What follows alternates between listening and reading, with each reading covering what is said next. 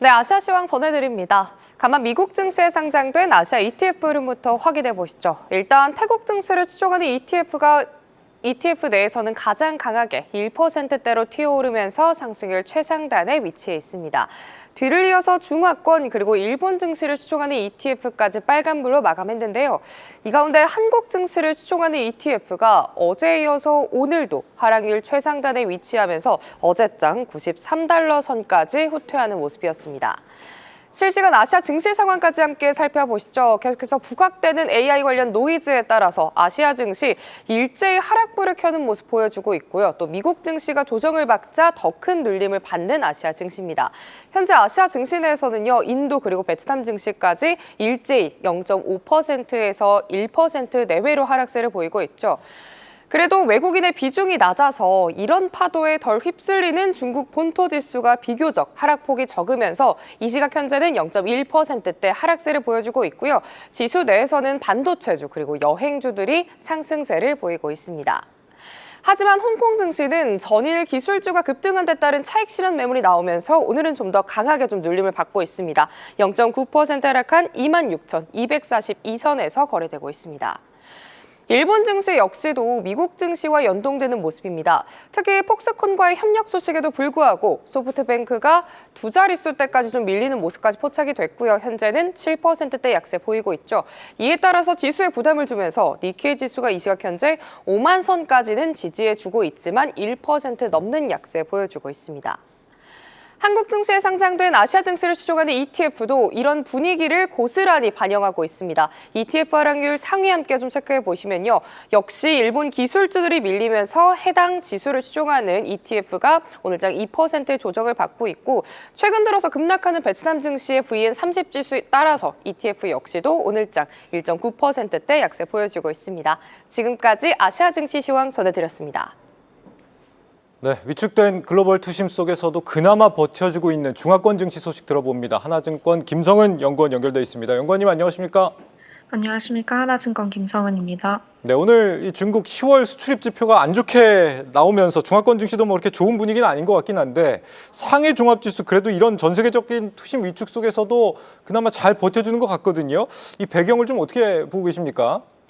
네, 최근 중국 증시는 아시안의 다른 시장과 비교해서 상대적인 안정적인 흐름을 보이고 있습니다. 그 배경으로는 우선 9월 이후 시장을 주도했던 테크주들이 선제적으로 조정을 받으면서 과열 부담이 상당 부분 해소됐습니다. 덕분에 최근 변동성이 커진 구간에서도 오히려 방어적인 성격을 보여주고 있습니다.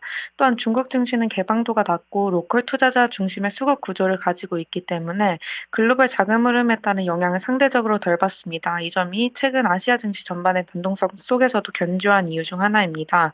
또한 미중 관계에서도 최근 전술적 휴전 분위기가 조성되면서 불확실성이 다소 완화되는 점, 그리고 새롭게 발표될 경제산업 5개년 계획에 대한 기대감도 투자 심리를 지탱하는 요인으로 작용했습니다.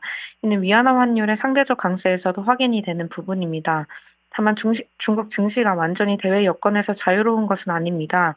미국 AI 중심의 강한 기술주 장세가 이어지고 있고 아시아 전반의 변동성도 높기 때문에 단기적으로는 연동 위험이 존재합니다. 특히 중국 내에서도 여전히 테크 비중이 높고 최근 급등했던 배터리, 비철 금속 등 선진 제조 테마 역시 조정 압력이 일부 있습니다. 내수 소비주는 아직 주도주로서의 역할이 충분하지 않다는 점도 리스크 요인입니다. 결론적으로 11월에는 중국과 홍콩 증시 모두 상대 강도를 유지하되 단기 모멘텀 비축 구간이 이어질 가능성이 높습니다. 다만 큰 그림에서는 내년 1분기까지는 유동성 효과와 배당 실적주 강세 기대감이 유효할 것으로 보입니다. 따라서 향후에는 11월 발표될 물가 수출입 지표, 통화량 증가율을 특히 주의 깊게 볼 필요가 있습니다. 네, 중국 규제 당국이 데이터 센터에서 이 외국산 칩을 제거해라 이렇게 지시를 내렸다고 합니다. 엔비디아 입장에서는 악재가 될 만한 소식이지만 중국 테크주들한테는 어떤 소식이 될 수 있을지 어떻게 보십니까? 네, 우선 결론부터 말씀을 드리면 단기적으로는 완전한 대체가 어렵지만 중장기적으로는 그 중국 반도체 자립 속도가 빨라지고 있다고 봅니다. 최근 미국 트럼프 행정부가 엔비디아의 최신 AI 칩 수정 버전의 중국 수출을 허용하지 않기로 결정한 것으로 전해졌습니다.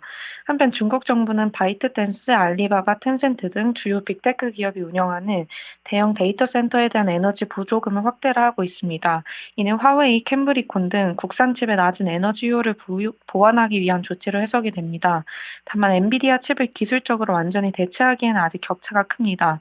AI 학습 효율, 소프트웨어 생태계, GPU 아키텍처 수준 등 핵심 영역에서 중국 칩은 여전히 한 단계 아래에 머물러 있습니다. 따라서 단기적으로는 정책적 치환 효과가 중심이고 기술적으로는 부분 대체 수준에 그칠 것으로 보입니다. 그럼에도 불구하고 중장기적으로는 국산화 속도가 뚜렷하게 빨라지고 있습니다. 중국 정부가 규제 완화와 보조금을 동시에 확대하면서 국가 차원의 전략 산업 육성 단계로 본격 진입하고 있기 때문입니다. 실제로 젠슨항 엔비디아 CEO 역시 최근 중국은 규제를 완화하고 전력 보조금을 확대하는 반면에 미국은 규제와 비용이 늘어나 경쟁력이 약화되고 있다고 언급했습니다. 투자 관점에서 보면 올해 중국 증시에서 반도체 자립 관련주는 전반적으로 시장 대비 아웃퍼폼하고 있습니다.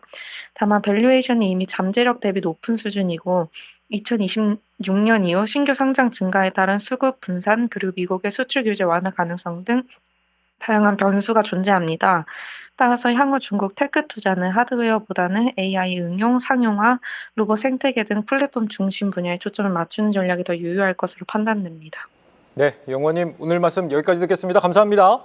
감사합니다. 네, 하나증권 김성은 연구원이었습니다.